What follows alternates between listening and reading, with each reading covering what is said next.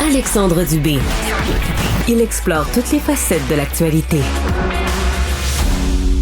Partie de ceux et celles qui tombent en vacances dans quelques heures seulement. En tout cas, il y a 200 000 travailleurs de la construction qui vont quitter les chantiers aujourd'hui pour commencer leurs vacances annuelles. Une bonne occasion pour discuter avec Mélanie Malenfant, vice-présidente aux affaires publiques et aux communications à la Commission de la construction du Québec. Bonjour, Madame Malenfant. Bonjour, M. Dubé. Bon, alors, il y en a plusieurs qui vont regarder leur montre, là, qui vont avoir très hâte de repartir avec la boîte à lunch aujourd'hui. Ils ont très hâte à l'heure du midi. Là. C'est un petit peu moins chaud aujourd'hui. Là. Moi, je suis dans la région de Montréal, mais je pense que quand même les gens ont hâte à l'heure du midi pour terminer cette première moitié d'année. Oui, ça va être des vacances bien méritées. Bon, est-ce qu'on parle de record historique en termes d'heures travaillées cette année?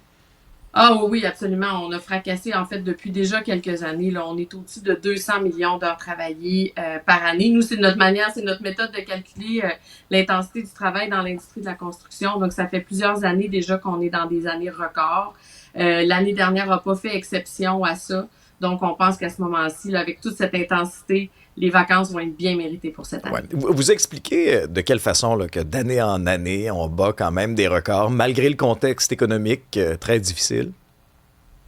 En fait, c'est la demande. Hein. Vous savez, c'est le niveau de travail qui est requis. On traverse présentement des situations qui sont un peu singulières, c'est-à-dire on a à la fois une crise du logement, on a un déficit d'infrastructures d'entretien dans nos infrastructures publiques. Il y a une transition énergétique qui est en cours aussi dans les grands projets énergétiques avec Hydro-Québec. Il y a plusieurs autres grands projets qui sont en cours. Donc, c'est l'addition de l'ensemble de ces besoins-là qui sont des éléments qui sont absolument requis là, pour la population du Québec. Il n'y a pas de choix à faire là-dedans. Donc, c'est l'addition de ces éléments-là qui fait en sorte que l'industrie de la construction se retrouve au cœur d'un paquet de besoins, d'un paquet de défis. Donc, nous, notre travail, c'est d'être au rendez-vous pour répondre aux défis de la main-d'œuvre. Un défi qui est en deux volets, qui est évidemment sur un défi quantitatif.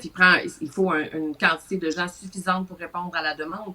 Mais il y a aussi un défi qui est de nature plus qualitative, c'est-à-dire ça prend des gens qui sont le défi de la compétence est réel. Donc, il faut amener plus de gens dans l'industrie. Il faut vraiment se donner les moyens de leur offrir une formation, de s'assurer qu'ils gagnent de la compétence le plus rapidement possible, que les gens se sentent compétents, puis que nos chantiers, évidemment, soient productifs. Mais pour améliorer aussi ce recrutement de main-d'œuvre-là, on peut aussi maximiser nos façons de faire, nos opérations, un peu comme c'est ailleurs. C'est le cas en Ontario aussi. Une espèce de simplification de l'accès là, aux cartes. Là. Est-ce que ça peut être une bonne option pour pallier à cette pénurie de travailleurs? On sait que le gouvernement voulait aller dans ce sens-là beaucoup, là. On pense qu'il y a beaucoup d'améliorations qui ont été faites. Il y a beaucoup de choses qui sont en cours présentement. Fait que oui, il y a des modifications législatives qui sont venues peut-être faciliter l'accès au métier.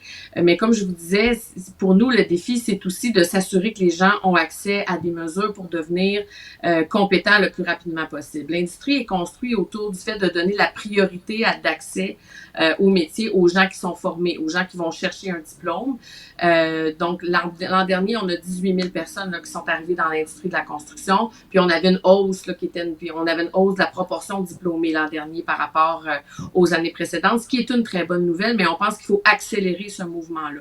Donc maintenant, on est à la recherche, évidemment, on veut attirer les jeunes, on veut intéresser les jeunes à l'industrie de la construction, mais on veut aussi intéresser les gens qui sont dans d'autres industries qui pourraient se montrer intéressés par ces métiers-là à aussi joindre l'industrie. Donc là, il faut se donner des moyens. Il faut s'assurer que les gens sont en mesure de se former pendant qu'ils sont en emploi. Il faut qu'ils fassent de l'alternance travail-études. Des gens veulent maintenir leur revenu pendant qu'ils apprennent leur métier. On comprend ça. Donc, il y a des nouvelles mesures qui ont été adoptées dans les dernières années qui facilitent cet accès-là. Nous, on pense que c'est très bien. Puis, il faut continuer, évidemment, dans cette même foulée. Est-ce qu'avec toutes les ambitions d'Hydro-Québec, et le journal avait fait un dossier intéressant là-dessus, on va engager là, des dizaines de milliers de travailleurs pour les grands chantiers, les grands projets, il va-tu nous rester du monde pour construire nos maisons, nos condos? Mais comme je vous dis, l'industrie de la construction demeure quand même attractive. Là, on a quand même attiré 18 000 personnes l'an dernier. Il demeure que les défis sont très grands. On évalue à 17 000 personnes par année le nombre de personnes qui seront requises pour répondre aux défis. Donc, il faut surtout pas relâcher, il faut maintenir la cadence.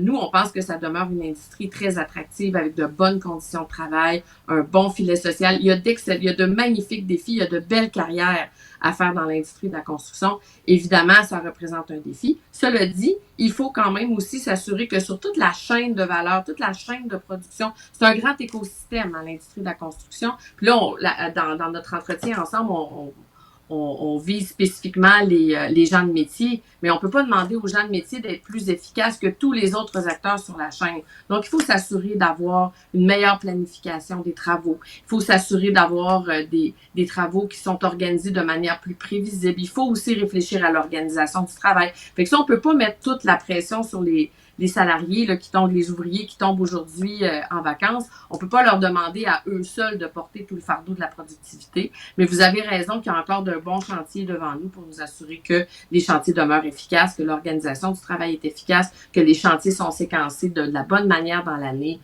Donc, c'est encore beaucoup de travail. Nous, on travaille avec l'ensemble des acteurs de l'écosystème. Puis, je pense qu'il y a de beaux gains qui se font aussi. Je pense que les gens se parlent de plus en plus de ces enjeux-là depuis quelques années. Le défi est important. Les gens sont vraiment mobilisés autour de ça. Au retour des vacances, est-ce que vous sentez d'ailleurs qu'il y aura un regain de productivité par la suite?